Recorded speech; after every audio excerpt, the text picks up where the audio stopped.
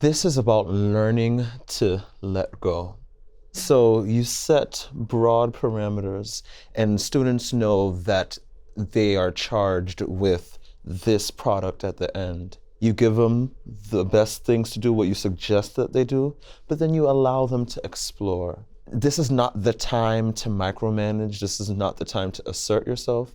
Maybe check in occasionally, but that process of collaborating and that process of being in charge of your own product, that's where the growth is occurring. How is it then, are you noting progress? Let's say I'm the teacher who's never done this before, so letting go is a really scary thing for me. How are you gauging that the learning is happening and that there's no kind of wasted time, but that you see things are happening? And then also, I'd like to also touch on musical choices as well.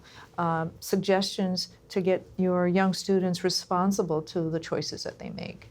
Yeah, I mean, you can set those parameters. So maybe you narrow it down to a body of work or artist and you want students to select a song from that artist. Or maybe you give them a playlist and they can select the song of their choice. You know the level of your students and you know what kind of responsibility they can handle. If you're able to just have an open-ended student-led ensemble without you touching it, then I really encourage that because that's the most effective for the student.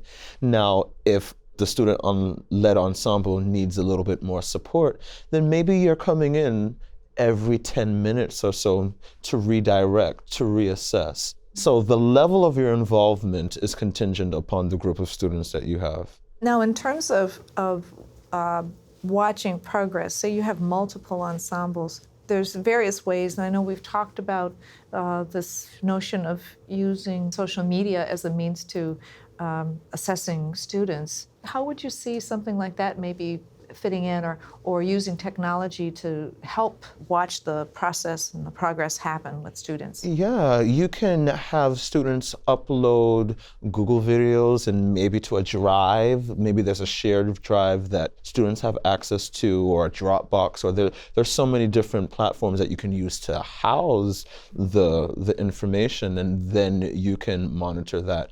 If it becomes a situation where you have to be at multiple places at once and you can't watch in real time what's happening, but if you have a time to process that another time before the next rehearsal or the next time that you meet, then you can still give positive feedback. I would imagine too that could be some incentive, maybe an opportunity even for a student helper, because 9 times out of 10 the students are going to have an understanding of how to upload videos. I'm sure some even have their own YouTube channels, but also the incentive could be that my peers are looking at me and looking at my work, and this is how I'm going, but keeping in mind, of course, that given the circumstances, that those closed channels would probably be best. Yes, it's reinforcing this idea of mutual respect and understanding that you're not going to have a polished product after the second rehearsal.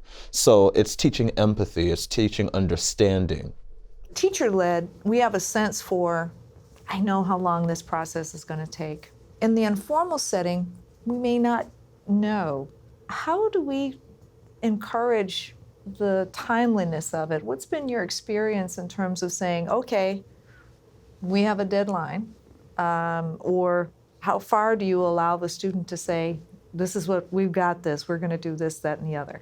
I'll check in weekly or I'll check in quarterly. It all depends on, if you have 4 months, then I'm definitely going to do a sit down every month. But maybe you need to break it down. Maybe you need to meet with them twice a week. Also, how often are your ensembles meeting? You have to take into consideration all of these moving parts, and that will dictate how you assess and then your level of involvement with the student-led ensemble. Because again, it's important that they have a sense of independence. Although you're still monitoring the process and you're giving suggestions, it's coming from a place of encouragement, and it's not punitive. Like, you're not saying you must do this, that, or there's some consequence, because that really negates the whole idea of it being student-led, if there's that pressure and authority there.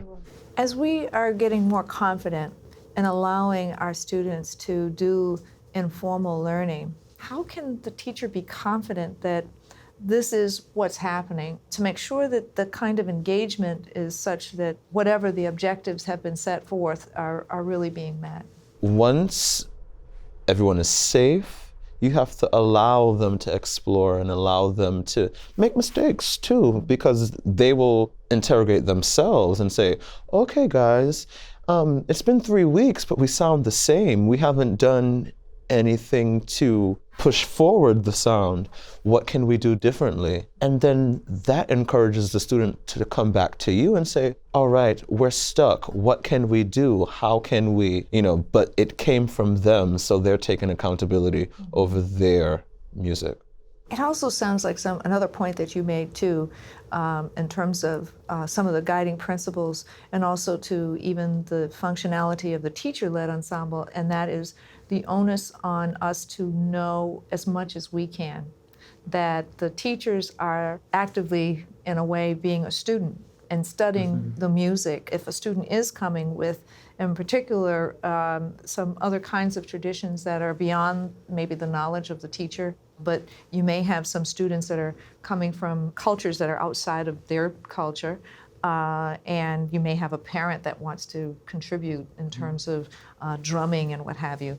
The onus is definitely going to be on the teacher to do that listening, to do that research, to do the reach out maybe even to some of their other peers who may have an active knowledge about a given culture, and have an understanding. And it's okay to say, I don't know yet. And be honest about that process. This is new to me, but I am going to research it so I can support you better. Yes, exactly.